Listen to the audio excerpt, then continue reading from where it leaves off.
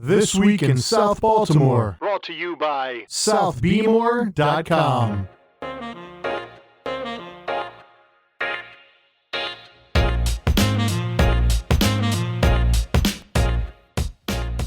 All right, welcome back, everybody, to This Week in South Baltimore. This is episode 10, and today Kevin and I are very excited to bring a special guest, Dave Rather from Mother's Bar and Grill here in Federal Hill, and also owner of several other locations as well. But Dave's got some awesome stories to tell, how he started the business, and also going to talk about how things have been going through COVID and everything that's going on with our business community right now. So here's our interview with Dave Rather, interviewed by Kevin Lynch. Hey, Dave. Thanks so much for joining us today. Well, thanks for having me on. And we're excited to have Dave on. Obviously, Mother's Federal Hill Grill is an institution in Federal Hill. Been there a long time. So I know Dave can give us a great perspective on the state of restaurants in the city, but he also has another location in Timonium and a location in Arnold/Smyrna Park. So he can kind of give us some good perspective on how the different counties are handling things and how things are going, and kind of let us know how you can kind of boost up the hospitality industry, which really needs our help. So, Dave, before we get started, tell us a little bit about the history of Mother's. We're in our 24th year now, so it's been a long run. How Mother's got started is I was working up at Empty Pockets on Fort Avenue, which is now Highly Gunther's. So, I was learning how to kind of run a restaurant. I felt like I wanted to that was my calling, and that was something I should look into doing for a career. And I'd always been an entrepreneur, and ran a paper route when I was little. I know today's millennials probably don't know what that is, but used to deliver papers before high school in the morning. Used to mow lawns and shovel driveways and things like that. And then when I was out of college, I fell in love with New Orleans, and I started taking people down to Jazz Fest, and I took about 100 people down to Jazz Fest, and I'd bring bands up from New Orleans for New Year's Eve parties at like the Museum of Industry, and that all went pretty well. And people started asking me, where can we go every day to see your place? And my group was called Mom's Travel Club, and so I'm like, yeah, that's probably a good idea. I should look to do something every day. And about the same time, my brother was moving back from the Virgin Islands and had learned to become a good chef. So I had him work at Empty Pockets, and one of our regulars one day had told me that Muley's Bakery Diner was coming back on the market. So I talked to Mr. Muley. He gave a 29-year-old kid an opportunity to take over the place. I got a liquor license for it, and then tried to just pull together whatever money I could to finance the build out. And my general contractor filed bankruptcy in the middle of the job. He had some of my equipment. He wasn't letting it go. I had to kind of hire and piecemeal people to get it finished, and it was a struggle. I didn't have any money and didn't really have a way to get a good loan at that point. So I was able to pull it together and get it open. And we had lines from the first day, and we're packed right away. It went pretty well, and we were able to expand within the first 5 years and won a bunch of awards, and things went really well. And we did a big expansion into the back alley and created a second kitchen about 10 years in. And about 8 years ago, we opened our second location with Mark Boyd as a partner, rest in peace. And that's been a good location for us. It's a whole different demographic, more families, a little older clientele. And so that's been doing pretty well. And then we opened a third location in Timonium, be 5 years next month. And that's been, really good for us. We do a lot of food business up there, not as much bar business as we like, but it was doing really well right before the pandemic. And, we closed all of our locations for 6 weeks at the beginning of the pandemic. So that was difficult, but it's been a great run. More successful than I ever thought. Um, it's a lot of hard work. It's 7 days a week, but I kind of alluded to kind of staying on a elephant that's rumbling through the jungle. You kind of just hoping to stay on for the ride. Awesome. And tell us about the name Mothers. How'd you come up with that? Well, there's a party in New Orleans during Mardi Gras, and it's on Saturday night of Mardi Gras weekend, so it would have been this past Saturday, called Mom's Ball. And it's a real decadent party thrown by this loose crew of like bikers and partiers. And the Radiators, the famous band from New Orleans, were in the crew, and they played it every year. And one of my friends, Dave Geller, was a huge Radiators fan, and you had to know somebody in the crew to get tickets. And it was mandatory costumes. If you didn't wear a costume, you weren't allowed in. A lot of guys were in drag, like some of these bikers are in drag. Um, the theme that year was "It Ain't Easy Being This Sleazy," and it was just the craziest, best party I've ever been to. And I said, I got to bring some of this back to Mothers. And like my nickname in college was Mother, because I kind of planned parties and got people together, and was kind of the guy that would put the word out to everybody and get everybody to go to the same location. So kind of between those things that I came up with Mothers, and it just stuck. Yeah, one of my best friends lives in New Orleans, and they are renovating a house right now and build an entire room just for their costumes. So I know how big the theme parties are down that way. And They take their costumes real serious, real serious. seen that, yeah, he's a manly guy, and I've seen him in a race down the street in a red dress. So it's definitely an area that can convince people to do a lot of things. Yeah. Awesome. And what was Federal Hill like 24 years ago? Obviously, it's a lot different place now. So tell us what it was like, and was it a big risk taking a big investment on Federal Hill back then? Well, when you don't have anything, you're not risking much, but it was a lot different. There was only a few places, and the main hub was Cross Street Market. And so every Friday night for happy hour from about 6 till 10, the place was packed. And if typically there was a line of about 50 people trying to get in. And between like 6 and 7, and then it would slow down a little bit. But at 10, they literally would scream at you to leave.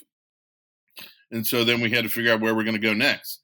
So really the only places to go were like Tio's, which is Tio Locos, which is now the Abbey Burger, and Turner's, which is the Crossbar. And they were these single townhouse, small little bars. And so, I mean, literally so many people you could barely squeeze through to get to the bathroom. And I'm like, man, we need another bar here. And about that same time, Rope Walk was getting started, and Boomerang, which is the Charles, was under construction. And I was lucky enough. I'd been looking in Kissling. I've been looking over in near Kissling's and Fells Point and in Canton and kind of all over the city for a location. But when I found the old Muley's location, I knew that was home, and I was lucky enough to get that and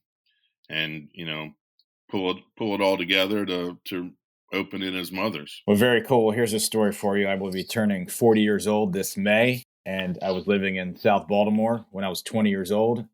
And after midnight, the day I turned 21, I came into Mothers and sat at the bar and had a beer. My first beer at a bar. So the first 10 minutes I was 21 years old, I was in your bar. We appreciate that. Yeah, so I guess I've been going to Mothers for 18 plus years at this point. So yeah, obviously Federal Hill's seen a lot of new places. I would assume McGurk's probably joined the forces down there a little bit after that as well. I think like 5 years after we opened, I can remember Paul, while he was building and under construction stuff, and he was drinking at Mothers. And yeah, it's come a long way. I mean, now there's like over 20 locations, and it's really, there's a lot more competition, and So it's made it harder, but we've been able to withstand, and I think our food business is what carries us through. Awesome. And obviously, you guys are a big sports bar. You big Orioles and Ravens place. I know you guys support some of the Louisiana teams and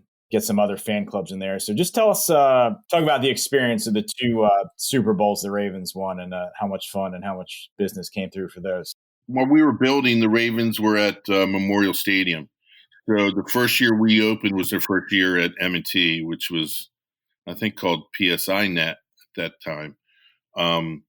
So, I was looking for something to do, and we, started thinking about the parking lot, and we came up with the name Purple Patio. We opened it, and it did okay. But the year we were going to the Super Bowl, we started to get a hard time from the city about the parking lot.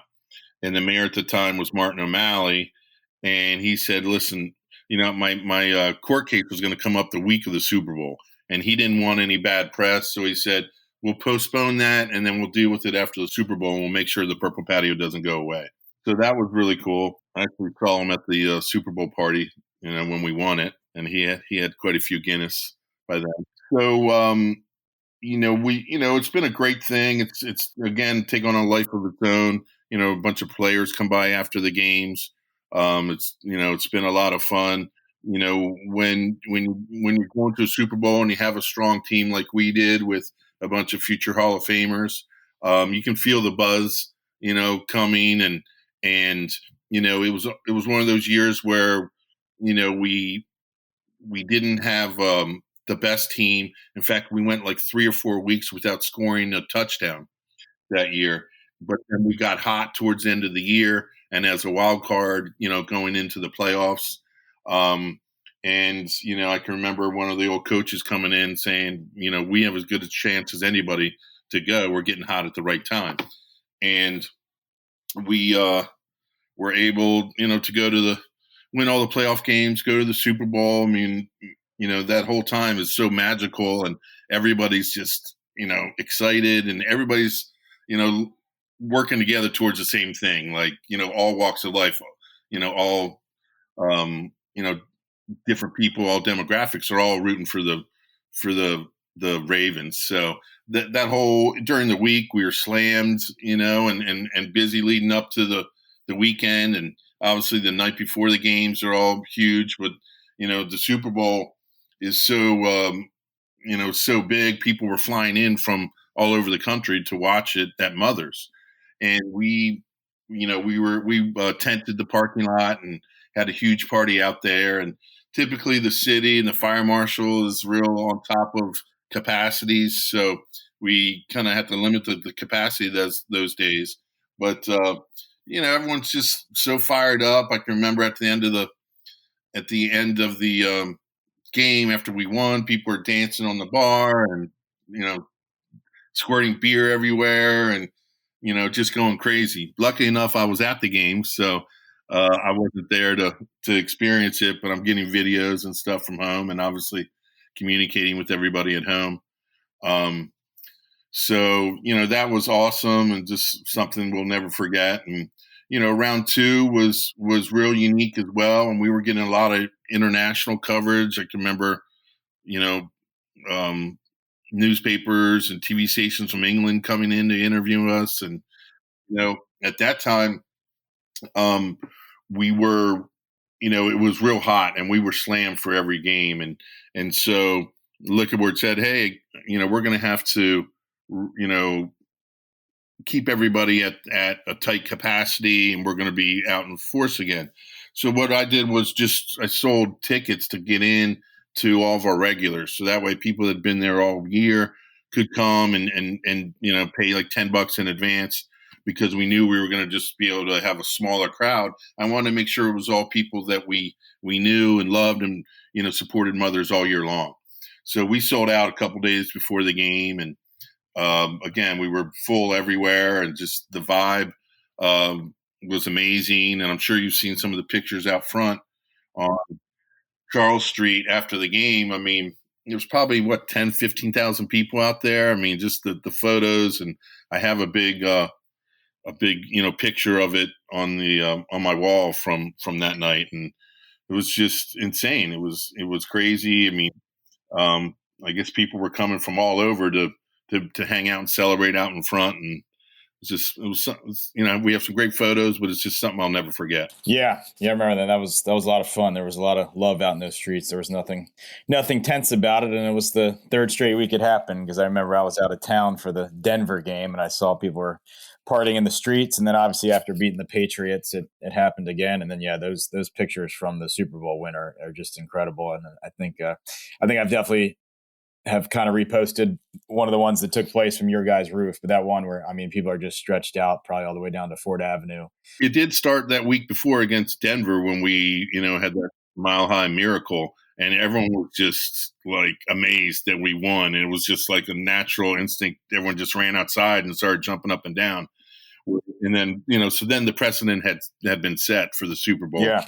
And people had made plans to go down to celebrate once we won. So special time. Yeah, well, I know that was a highlight, but I know the last handful of years have been tough for Baltimore businesses, and especially the hospitality, when you take the unrest surrounding Freddie Gray, and then you have kind of a rise in crime and some quality of life issues around the city. And then, it seemed like things were getting back on track. And then you hit with this global pandemic. So I know it's been a tough time for all of you restaurateurs, and just from afar, I'm so impressed by the hard work and the scrappiness of all the business owners. We've been lucky not to lose a ton of businesses. So I guess I guess as much as you want to say, tell us, what has the last 9 months been like for at least starting with your Federal Hill business, and then maybe, mention the two other locations as well. Well, I'm glad you brought up the Freddie Gray, riots and, the crime situation that we were facing before all this, because it really has, put a hurting on our industry. The crime over the last couple of years has been difficult, and it's really affected our convention business downtown. It affected people coming from Howard County, Anne Arundel County, Baltimore County to come support the bars and restaurants. So it's been difficult trying to break even and stay afloat during those times leading up to the pandemic. People are scared. So hopefully the new mayor and the new administration, they can kind of make people feel comfortable again. And, the 9 months is the pandemic, which I guess we're coming up on 11 months or about to be 12 months. We shut down on March 16th when the governor kind of shut down interior dining for our industry. And I just knew that, doing carry out and delivery was not going to make it for us.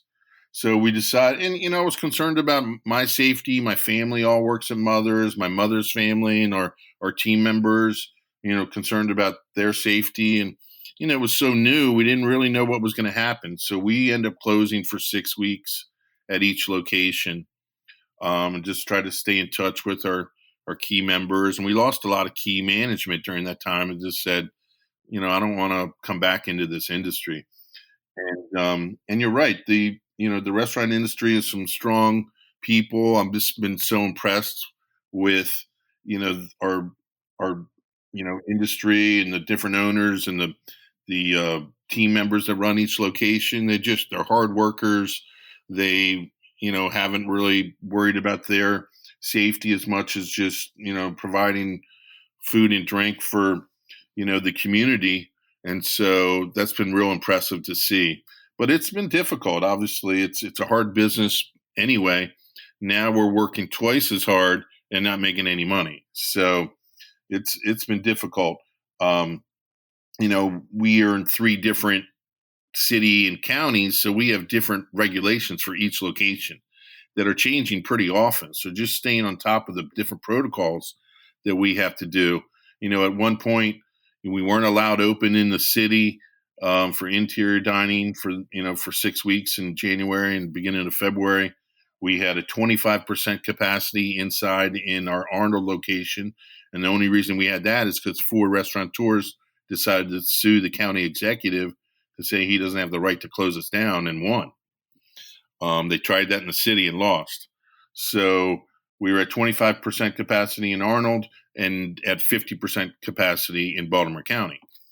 And it was helpful that we had county locations during the closing of the city, because so many people were coming out from the city to eat and drink in the county locations. So that was helpful to those spots.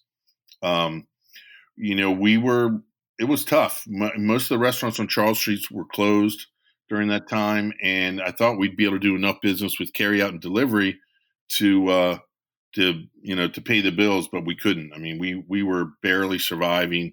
I cut back on team members' hours and shifts, but I tried to keep as many people as I could working.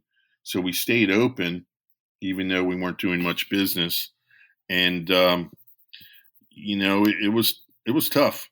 Um, we got our own delivery van, and we made a pivot to do our own delivery because the third party apps take so much of our revenue that we started to do our own delivery. So I got a vehicle because a lot of my team members don't have cars, and so that was successful. And now all three of the county and city locations have limited the fees that the third party apps can charge us. So that's been helpful to stay afloat and pay our bills. Um, and I feel like we're in a good situation right now. I kind of feel like we're coming out, and there's little light to the tunnel. The business has kind of stabilized, and we're able to do enough to break even. And looking at the future and spring and summer, as hopefully more people are getting the vaccine, and cases are continuing to trend downward. I just saw yesterday we were less than 1,000 positive cases, and I hadn't seen that in a couple months. So I'm feeling better about things and feeling like we're moving in the right direction, and that we're going to be able to pull out of this, staying in business, and most of the other restaurants in Federal Hill will be able to make it through as well. Awesome. So being able to be open for the 25% indoor and the 50% outdoor, I'm sure you guys would like those numbers to be up a little bit in capacity. That's a lot more sustainable than being completely closed for dining like you were a few weeks ago. Yeah, it's amazing how much difference 25% makes. Not just the dine-in part of it. It just makes people feel like safer that, okay, we can come in and get carry out, or order delivery. So just all the numbers have gone up. But being able to do some inside really is the difference between losing money and breaking even. So even at 25%, it's been a huge help to us, and obviously 50% will be even more. But when you can't serve inside at all, people are just looking to go other places, even if they're not planning to dine inside. Sure. And I forgot to add to the list of things that haven't gone your way over the last 5 years. The Orioles have been pretty bad in recent years, and the Ravens have turned it around here in the last 3 years. But there was a period of time where the Orioles stunk, the Ravens stunk, and obviously you had the other issues going on in the city. So I'm sure that makes a big difference for your business. And kind of the thought this year, where if the Orioles or the Ravens made some kind of big playoff run, well, it'd be great. Part of me was thinking, can we wait for like a year when like we can actually enjoy it? So I mean, how much impact does good Ravens, good Orioles make on your business? Well, it's huge. Ravens are 8 business days all year long, or 10 business days. So that's huge for us. Obviously, having a playoff game that we couldn't open inside for was real weird, and cost us a lot of revenue. But I feel fortunate. A lot of restaurants aren't going to be able to make it through this, and I feel fortunate that we are. So I try not to look at the money that we lost. I try to just look at the future and be appreciative that my family's healthy, and that we're going to be able to pull through this thing. Orioles, it's such a different dynamic than the Ravens because there's so many more games.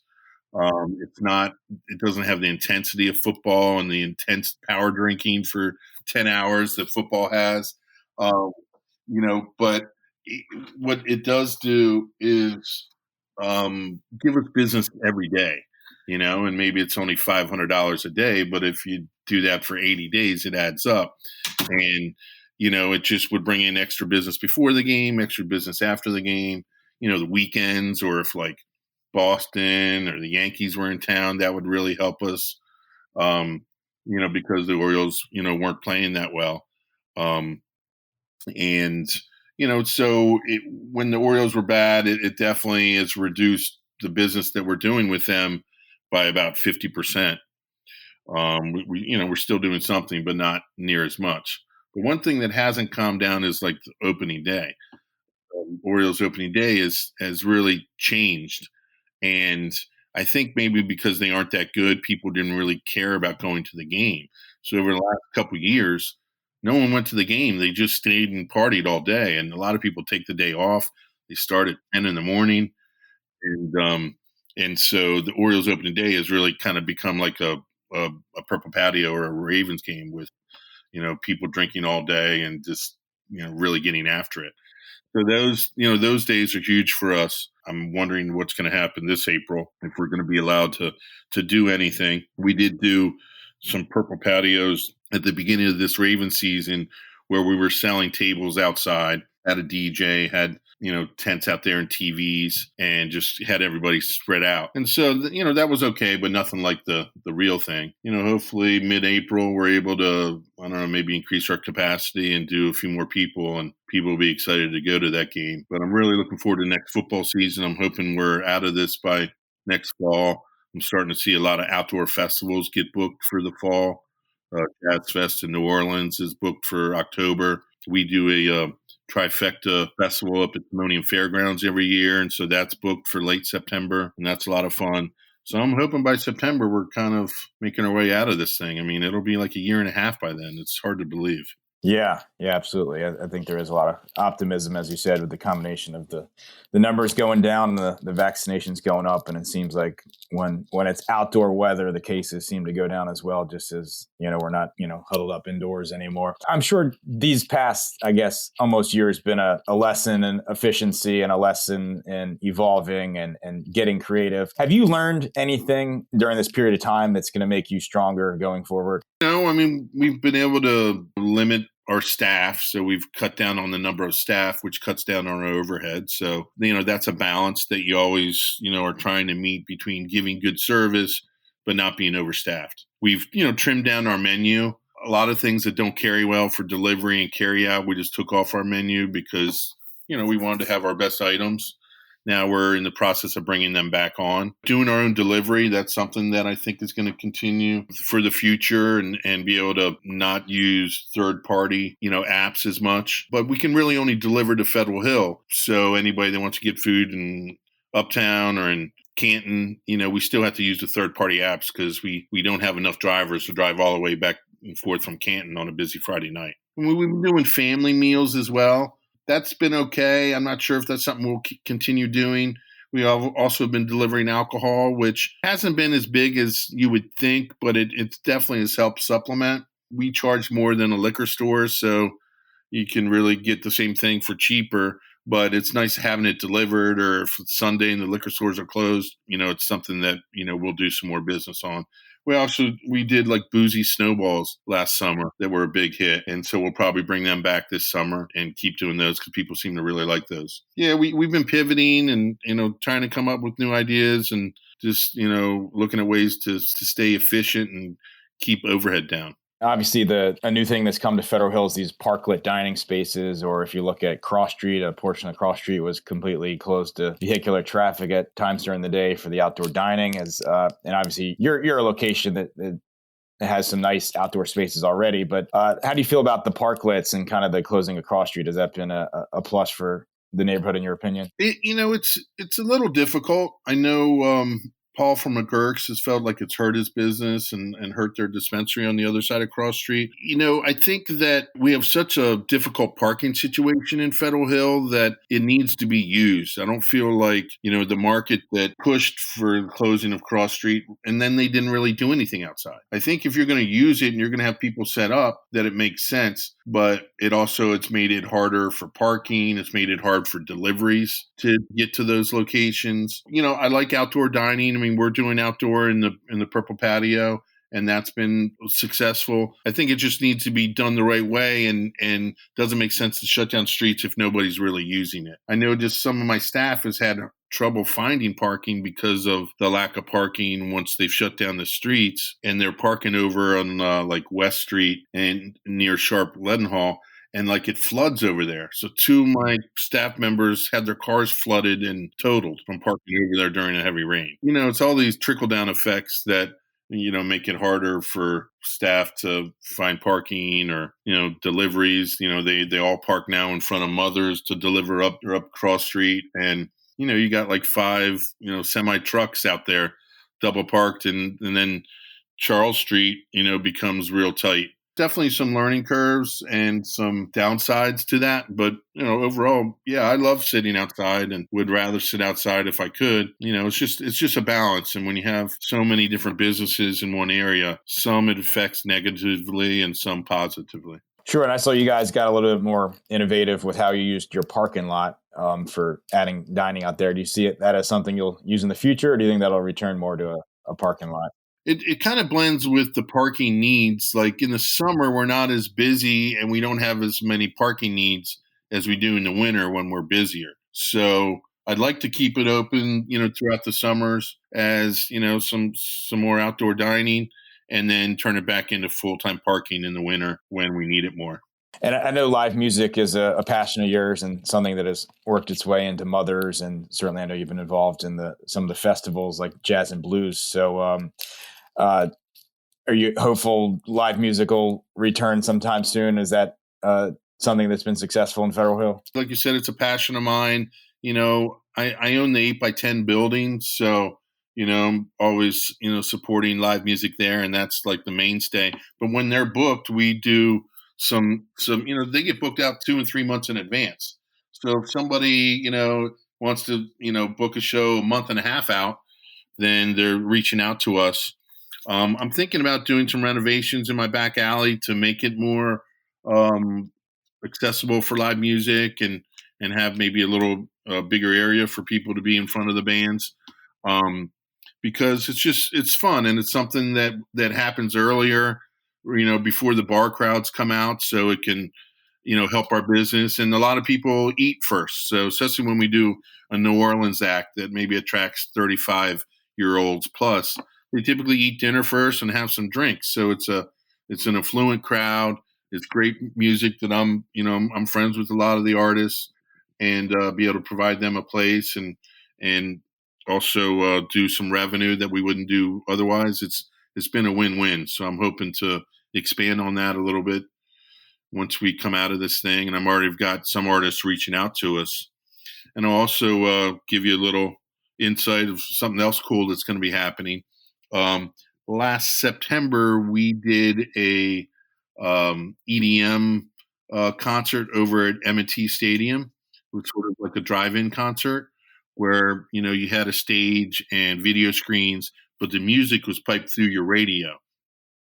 So it wasn't super loud bass booming all throughout the neighborhoods. So the promoters, hired us to sell food and beverage at that. So they're planning on doing it next season or coming up in April. Whenever the Orioles aren't playing, they're looking to do something over there. So it's going to be a drive-in. They're going to show movies, and then we're going to have concerts over there and DJs and stuff. So it might be as many as 10 events a month throughout the whole spring, summer, and fall over at M&T. And it'll just be something cool to do outside that will bring some people down, and we hope to do some good revenue selling food and beverage up there. That's awesome. Yeah, one of the things I've done during the pandemic is taking the kids down to that M&T Bank Stadium parking lot just to ride bikes and skateboards. And while I'm down there, it has me thinking, man, this is a big space. How can the city, how can the neighborhood kind of utilize this better? A lot that's empty most of the time. So that's encouraging to hear. There might be some more events down there. And you bring up a good point. I mean, so many of you restaurants, I'm sure, have been hurt badly by the lack of catering opportunities now too. Another tough thing you guys have been dealt. Yeah. I mean, catering has been a huge part of our business. We have 2 private party rooms. And we've been doing a lot of stuff at the Museum of Industry. We've been catering a lot of weddings. I know people might not think like Mother's for a wedding, but if people want, more of a casual wedding, but good food, we've been doing really well, over there with some big events and big weddings. And it's so close that we can make our food at Mother's and bring it down. And not many other restaurants that are on the catering list can do that. our catering was really strong right before the pandemic, and we're still getting calls and emails about weddings and events coming up. I mean, as soon as the city allowed us to go back inside at 25%, we got about 5 emails from people wanting to have their birthday party. They wanted to have open bar and 23-year-old birthday party with a packed house and a lot of people drinking. Well, we got to say we're not quite there yet. You would have to be seated. You're only allowed to stay for an hour at this point. It's not going to be like it was for a little while, but it's encouraging. And people are pent up, especially like the younger generation in Federal Hill. They're done with this. When you're 23, 24, you feel invincible anyway. And not many young people have got, knocked down for the count with this virus. I mean, my son got it. He's 27, and it barely even affected him. So they're kind of done with it. It's been a little hard to keep them, seated at their tables, keep their masks on, to follow all the protocols. And that's another thing that I didn't bring up when we were talking about how strong our team members and the other people in the industry have been, not only trying to just keep efficient with good food and good service. We also have to become the social distancing police. Your people are wearing their mask and sitting at the table and only staying for an hour. And, a lot of times they want to really argue about it. Like it's our plan to kick them out after an hour. And so that's just made it harder on our managers that are working so hard and have a lot on their plate to also have to manage all the protocols and get the customers to follow the rules. It's been a challenge. Let us know what can our listeners, what can people in Federal Hill and Greater Baltimore do to support the restaurant community through this time until we get back to normal and keep that going? Well, Federal Hill has been pretty supportive. I think, just moving forward, obviously getting delivery directly from the restaurants if they offer it, that definitely helps them keep staff employed and pay the bills. Another good thing that's gone a long way is just positive reviews on social media. Everyone's quick to throw negative something up there, but a lot of times, they have 20 great meals from a location, and as soon as they have a bad one, they put that up there. But they don't really say anything about the 20 great meals, and so positive reviews, pats on the back, pictures. And we take a lot of pride in this. This is our careers. This is what we do for a living. So we take a lot of, it hurts when we get negative reviews, and we try hard not to, but not everything, is perfect, especially dealing with delivery. We could have something finished for 10 minutes before the driver picks it up, and it takes him 20 minutes to get to the customer's house. By then it's cold. That's kind of what happens with delivery. So calling and yelling at managers isn't really helpful. And so I think also just understanding that, our team members are going through a lot, and just being polite to them, and, making sure that you tip, and, everybody's got a tough times throughout this thing. It's not just the restaurant industry. I mean, everybody's dealing with different stresses and health concerns and business and work, and not taking it out on our staff and our team members is another good thing that could just help us, stay positive and work our way through this. Absolutely. Well, happy Lundi Gras, a term I learned talking to you in our pre-show prep. How can people celebrate Mardi Gras with you guys? We have a Mardi Gras menu at all 3 locations right now. We have all different types of New Orleans cuisine at each location. It's different. We always throw a Fat Tuesday party, so we'll be open tomorrow. We give out free cups of gumbo. So if you're in the neighborhood, if you buy anything, get a free cup of gumbo. We'll have beads and be playing New Orleans music, and just try to keep that party vibe going despite the restrictions that we have. And, so come out, have an abita, have some jambalaya, some gumbo, some king cake, and wear some beads and celebrate a little bit. And hopefully we're out of this thing for next Mardi Gras. Well, Dave, thanks so much for joining us. Let's hope we have a great Orioles season, a great Ravens season. Let's hope that COVID becomes in the rearview mirror, and that we can get back to the Federal Hill in South Baltimore that everybody loves. And please, everybody, take his advice and support the restaurants, and be cool with the employees. And let's get back to what we all love. Yeah, I appreciate you having me on, and I'm looking forward for this thing to be over and sunny days. Absolutely. This Week in South Baltimore. Brought to you by SouthBaltimore.com.